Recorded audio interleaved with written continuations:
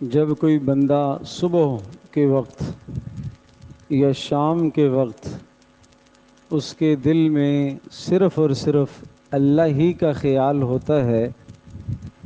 کہ میرا اللہ کیسے راضی ہو جائے،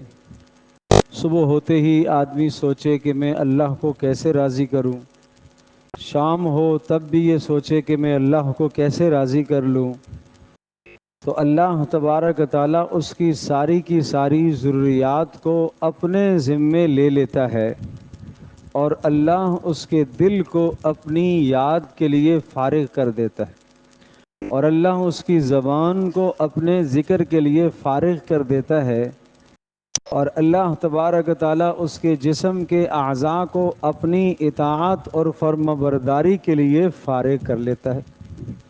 جب صبح ہوتے ہی اس کا خیال ہو کہ آج میں اللہ کو کیسے راضی کر لوں، شام لیٹنے لگے، رات سونے لگے تو یہی خیال اس کے دامن گیر ہو کہ میں سو تو رہا ہوں، پتہ نہیں میرا اللہ مجھ سے راضی ہے یا نہیں، تو پھر اللہ تبارک تعالیٰ کیا کرتا ہے، اس کی حوائج اور ضروریات کو اپنے ذمے لے لیتا ہے کہ میں خود اس کی ضروریات کو پورا کروں گا، اور اللہ اس کے دل کو اپنی محبت کے لیے خالی کر دیتا ہے، اور اللہ اس کی زبان کو اپنی یاد کے لیے فارغ کر دیتا ہے، اور اسی طرح سے جسم کے سارے اعضاء کو اطاعت اور فرما برداری کے لیے اللہ پاک فارغ کر دیتا ہے۔ لیکن جب آدمی صبح کو بھی دنیا سوچ رہا ہو، شام ہو تو دنیا ہی سوچ رہا ہو، یہ کمانا ہے، یوں خرچ کرنا ہے، صبح میں بھی اللہ کا خیال نہ آئے، شام میں بھی اللہ کا خیال نہ آئے، تو اللہ تبارک تعالیٰ اس بندے کو اس کے ذات کے سپرد کر دیتا ہے، جاؤ خود ہی کرو، اور اللہ پاک اس کے دل کو اپنی محبت سے خالی کر دیتا ہے، مخلوق کی محبت سے، چیزوں کی محبت سے اس کے دل کو بھر دیتا ہے، اور اس کی زبان کو اللہ اپنے ذکر سے خالی کر دیتا ہے، اس کی زبان پر اللہ کا ذکر نہیں آتا، چیزوں کے تذکرے آتے ہیں، چیزوں کے تذکرے آتے ہیں، یہ ہو گیا وہ ہو گیا، ہر وقت یہی لگا رہتا ہے، اور اللہ تبارک تعالی اس کے جسم کے اعضاء کو مشغول کر دیتا ہے لوگوں کی خدمت میں، لوگوں کے لیے، لوگوں کی خدمت میں، لوگوں کی غلامی میں اپنا سارا کچھ صرف کر رہا ہوتا ہے، لیکن ملے گا اتنا ہی جتنا کہ اس کے نصیب میں اللہ پاک نے مقدر میں لکھا ہوا ہے۔ اس لیے بھائی ایک حدیث پاک میں آتا ہے، جب آدمی صبح کرتا ہے اگر اس کی فکر آخرت کی ہو تو اللہ تبارک تعالیٰ ساری کی ساری دنیا کو سمیٹ کر اس کے سامنے لے آتا ہے، اور وہ جلدی سے اپنے کاموں کو کر لیتا ہے،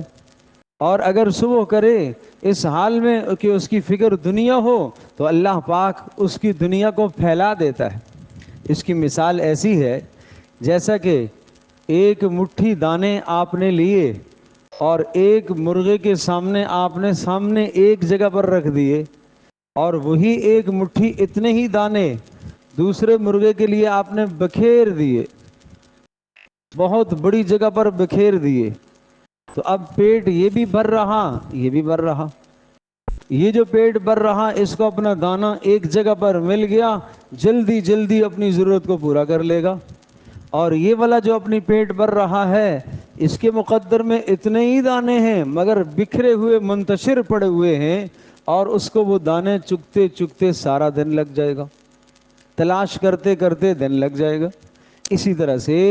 جو آدمی صبح کو یہ فکر کرے کہ میرا اللہ کیسے راضی ہو جائے، اللہ اس کی معاش کو، اس کی ضرورت کو اس کے سامنے لے آتا ہے، اور یوں سمجھو کہ مٹھی بھر کر اس کے سامنے اس کا رزق رکھ دیا جاتا ہے، اور جس کی صبح اس طرح سے ہو کہ وہ یہ سوچے کہ جناب یہ کام کیسے ہوگا، یہ کیسے ہوگا، یہ کیسے ہوگا، اللہ پاک کی یاد ہی نہ اس کو رہے تو اللہ اس کے رزق کو پھیلا دیتا ہے، اللہ اس کے کاموں کو منتشر کر دیتا ہے، نصیب میں وہی ہوگا جو اس کو ملے گا۔ اللہ پاک مجھے بھی، آپ کو، ہم سب کو حقیقت سمجھنے کی توفیق نصیب فرمائے۔